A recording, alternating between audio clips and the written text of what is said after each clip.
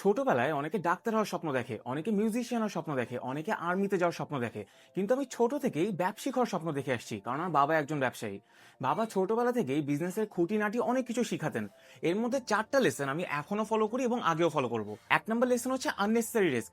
বিজনেসে প্রফিট চোখের সামনে দেখলে অনেকে রিস্ক নিয়ে চিন্তাই করে না, কিন্তু আমি প্রফিটের আগে রিস্ক দেখি। রিস্ক অথবা ঝুঁকি যদি আমার সামর্থ্যের বাইরে হয়, সেখানে কোটি টাকা লাভ থাকলেও আমি যাই না বা আমি সেখানে ইনভেস্ট করি না। 2 নম্বর হচ্ছে long term investment.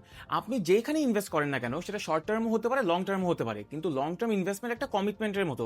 Long term investment থেকে আপনি ফাইন্যান্সিয়াল ডিসিপ্লিন শিখবেন, আবার প্রয়োজন এবং চাহিদার মধ্যে পার্থক্যটা খুব ভালো করে বুঝতে পারবেন। 3 নম্বর লেসন হচ্ছে ফলোইং দ্য ক্রাউড। বাবা এখনো আমাকে এই কথাটা বলেন যে সবাই যে বিজনেস করতেছে ওই স্রোতের সাথে গা ভাসায় দেওয়াটা হচ্ছে বোকামি। ফেমাস ইনভেস্টর ওয়ারেন বাফেটও একই কথাই বলেন। আর 4 নম্বর লেসন হচ্ছে সেভিংস। আপনার ইনকাম থেকে সবার আগে সেভিংস করেন এবং তারপর বাকি টাকা দিয়ে খরচ। এরকম আরো অনেক বিজনেস এবং ইনভেস্টমেন্টের লেসন আমরা কিন্তু বাসা থেকেই পাই। কিন্তু প্রবলেমটা হচ্ছে যেহেতু ফ্রিতে পাচ্ছি এই জন্য খুব একটা ভ্যালু করি না। ঠিক এই সেম লেসনগুলো যদি 5,000 টাকা খরচ করে কোনো অন্টারপ্রিনারের কাছ থেকে শুনতাম, তখন মনে হতো কি প্রাইসলেস লেসনই না পেলাম, তাই না? যাই হোক, কালকে আরেকটা আইডিয়া শেয়ার করবো, এই জন্য এই রিল সেভ করে ফলো করতে কিন্তু ভুলবেন না।